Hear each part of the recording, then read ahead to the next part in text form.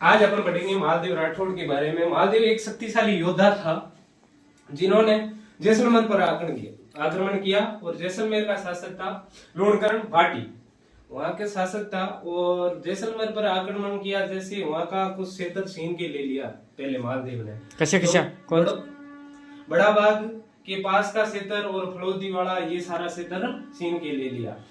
तो जैसे ही छीन के वापिस आ गया, वहां पर कुछ छोटा मोटा राजवंश करके बैठ गया और मालदेव वापिस आ गया मारवाड़। तो जैसलमेर वालों को बहुत सारी टेंशन हो गई कि ये क्या पता, एक शक्तिशाली योद्धा को लालच होती है कि भाई एक बार अटैक करके इतना सारा जीत लिया, अब दोबारा अटैक करूंगा तो और विस्तार बढ़ेगा मेरे राज्य का।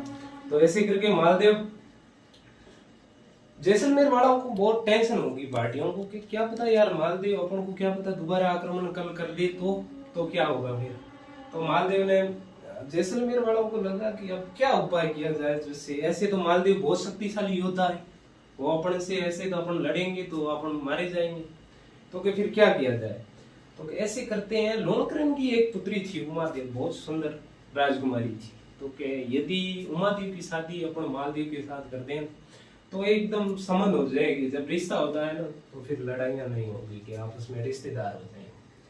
तो कि चलो यही कर लेते हैं, सब मिल के बात बनाई, योजना बनाई। तो कि शादी किस तारीख की, तो कि इस तारीख की फिक्स रख देते हैं शादी की।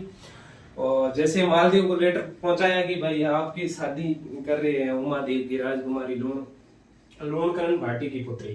तो उमादेव, मालदेव तो तैयार ही था। मालदेव बोला कि अपन तो डन, आप तो बोलो कब आना है, पहले बता दो डेट, हम तो आ जाएंगे तैयार हो गए।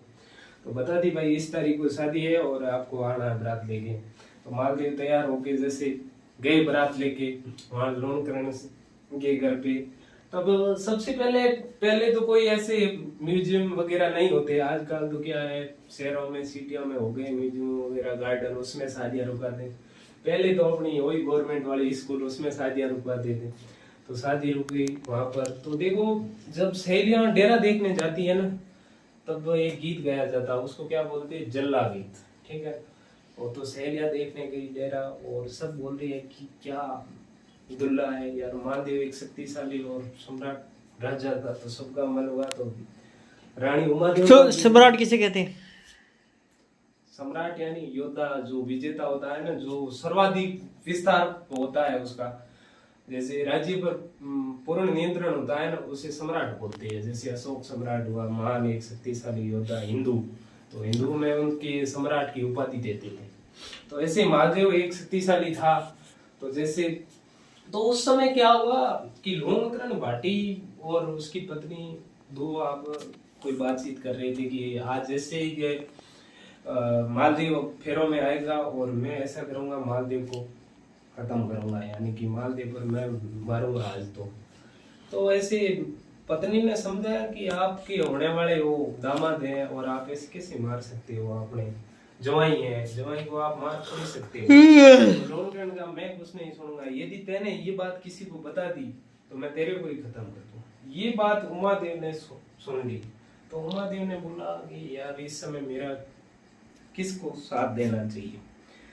तो उमादेव ने सोचा कि हिंदू धर्म ये कहता है कि शादी यानी सगाई अपने आप में आधा विवाह माना जाता है।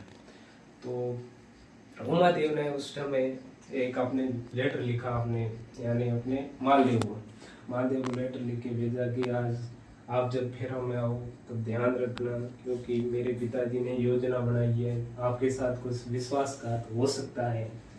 तो उस समय तो मालदेव वैसे ही शक्तिशाली योद्धा था, फिर भी पहली चेतावनी आ गई। तो मालदेव ने कहा कि मैं सही से अब ढंग से जाऊंगा, आप चिंता ना करो। तो मालदेव के साथ में दो और बॉडी बिल्डर थे, यानी सेनापति, तो वो थे। तो उनको बोल दिया, मालदेव ने कहा कि जैसे मैं फेरे लूं तब तक आप ऐसे करना, लोणकरण को घर में ही मत घुसना देना, और बाद में मैं समझ जाऊंगा।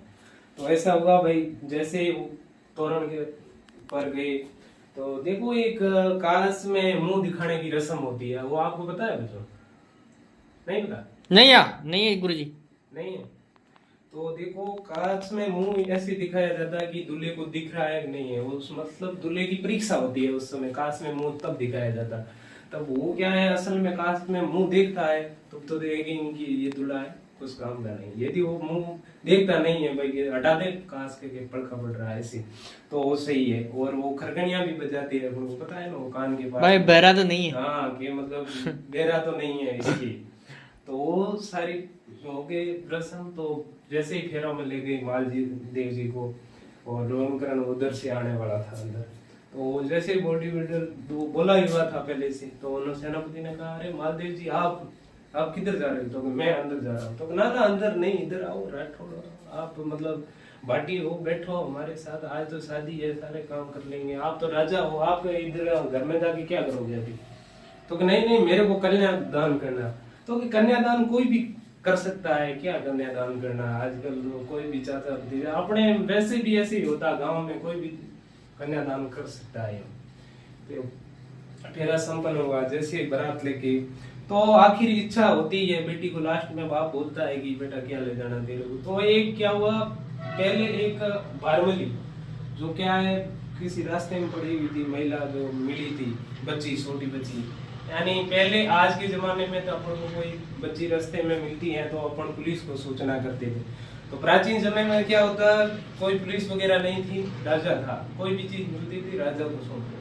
तो बारमली थी वो, कहाँ रास्ते में मिली हुई थी वो, तो उसको पाल पोस के बड़ा किया था। किसने किया था? रोहनकरण भाटी ने। और उमादेव की अच्छी सहेली थी, मतलब बचपन से ही पूरी साथ में रही। बारमली। तो बारमली को तो उसने बोला भाई, रोहनकरण भाटी ने कहा, बेटा उमादेव तेरे क्या है अंतिम इच्छा? तो कि मेरे को आप बारमली को मेरे साथ भेज दो। तो बारमली को भी साथ में भेज दी और आ गई, वापिस आ गई मारवाड़।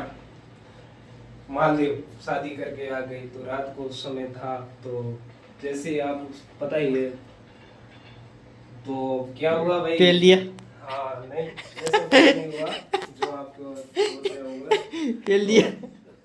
जैसे हो सकता है फर्स्ट नाइट थी, जो भी प्रक्रिया, तो उसमें पहले उमा देवी तैयार हो रही थी, और बारमली को बोला कि आप बोलो आपके जीजू को, 2 मिनट में आ रही है उमा देवी। तो बारमली इतनी सुंदर रानी थी, तो उमा देवी ने, मतलब मालदेव ने उसके साथ मतलब गलत नजर से देखा। पेल दिया। तो ये पता चला किसको, ये पता चला अरे नेचर को, जो भी है आप बता रहे हैं गलत, आपका आइडिया गलत है, नॉन डाइट, आप जो भी सुन रहे हो वो आइडिया गलत है। आप सही तरीके से लो, अच्छे बच्चे हो, समझदार, ऐसे ना किया करो, समझा करो।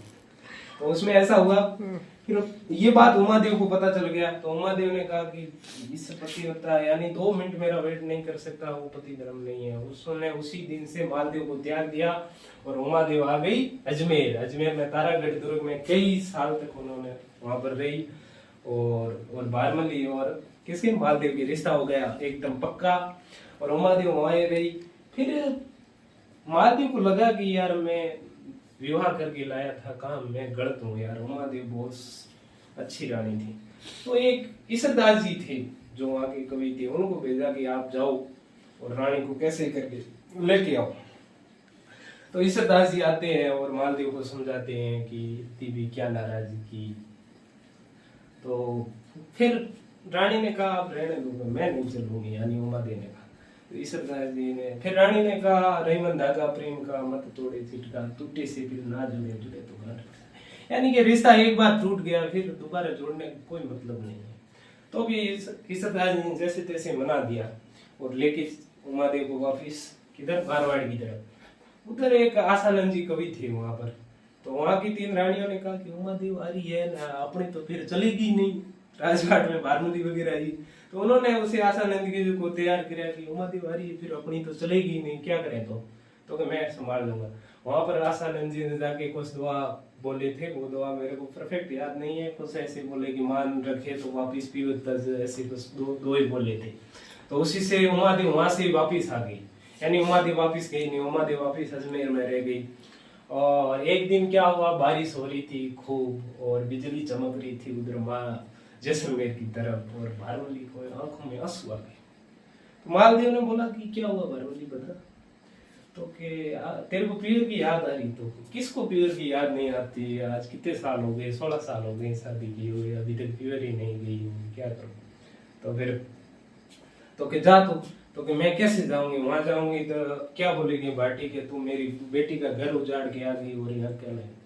तो मालदेव ने कहा ऐसा कौन अपना ऐसा अपमान करे। मालदेव ने लेटर लिखा कि कल भारमली आ गई, यदि कुछ हुआ तो मैं एक कोई नहीं छोड़ूंगा भाटवा। तो कि ठीक है। फिर भारमली गई वहां पर गई तो एक राजकुमार थी, वो भारमली इतनी सुंदर रानी थी, मतलब जो भी थी।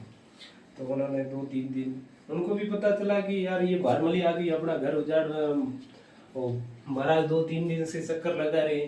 तो उन्होंने टेलीफोन किया, एक रानी थी उसका भाई था बागा, जो बाड़मेर का था, कोटड़ा का, धर कोटड़ा बागा। बागा को कॉल किया कि भाई ऐसी ऐसी बात हो गई, तू आ। कि क्या हुआ बहन? आए भाई, बागा आए तो बागा ने बताया कि बहन क्या हुआ। तो कि तू समझ रहा है जो भी हुआ वो बात तू समझ रहा है। तो क्या हुआ? तो कि ये बात है भारमली ऐसे।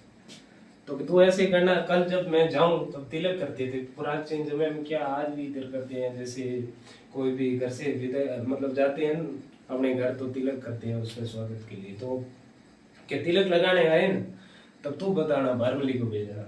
तो भारमली को जैसे वो सुबह हुआ कि बागा बोला मैं जा रहा हूँ, मेरे को काम है, मैं तो जाऊंगा वापस। तो के ऐसे कैसे जा रहे हो ना, आप तो तिलक ही नहीं लगाया, राजी खुशी जा रहे हो। तो के तिलक लगा दो। तो उस समय वो बागा की बहन थी, वो कहे मैं तो अभी नहीं मतलब तैयारी नहीं हुई, स्नान विनान नहीं किया, मैं कैसे तिलक लगाऊं। तो भारमली तू लगा दे।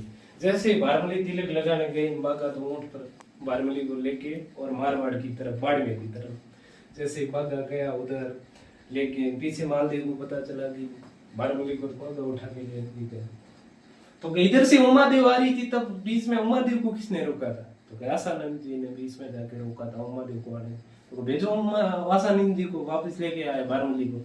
आसानंद जी गए वहां पर गए तो बागा एक समझदार था। आसानंद जी बहुत बड़े कवि थे, तो उन्होंने पहले से तैयार हो गए, सामने गए और आसानंद जी का स्वागत किया। और बागा ने आसानंद जी के तरह तरह के खाने लगे और आसानंद जी को लगा यार बागा अपनी इतनी फिक्र कर रहा है, फिर तो क्या अपन वापिस उधर नहीं जाएंगे मारवाड़। अब वहां हम रुक गए। आसानंद जी बहुत लीन हो गए, मतलब बागा ने उनकी इतनी सेवा की। फिर बागा की मृत्यु हो गई, फिर आसानंद जी पागल हो गए, हर समय बागा बागा बागा करने लगे। फिर एक वहां के अमरकोट के एक राजा थे कि आसानंद जी इतने महान कवि थे, वो आजकल कपड़े ही नहीं पहनते हैं, ऐसे घूम रहे हैं, क्या हुआ? तो फिर उन्होंने बुलाया, अपने दरबार में रखा, कपड़े वपड़े पहनवा के, खाना 3-4 टाइम खाना वगैरह सारी व्यवस्था कर ली। फिर भी आसानंद जी 2 मिनट और के बागा तो बागा था, कहाँ बागा कहाँ भारमली आज का। ऐसे करके कहानी होती है, ये खत्म। और नेक्स्ट टॉपिक कल